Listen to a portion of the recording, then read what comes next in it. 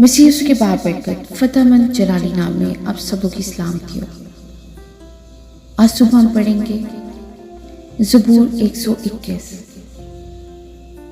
मैं अपनी आंखें पहाड़ों की तरफ उठाऊंगा, मेरी कुम्मक कहाँ से आएगी?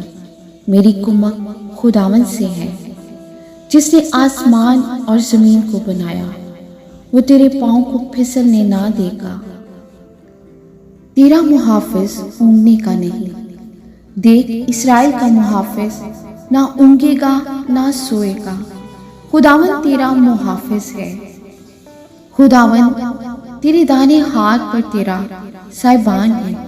ना आफताब दिन को तुझे जरर पहुंचाएगा, ना महताब रात को। खुदावंद हर बुला से तुझे महफूज रखेगा, वो तेरी जान को महफूज रखेगा। खुदावंद तेरी आमदोरफ्त में अब से हमेशा तक तेरी हिफाजत करेगा। आमीन। खुदावंद के जिंदा पाक कलाम के पढ़े और सुने जाने में उसकी बरकत हो। खुदावंद का शुक्र हो।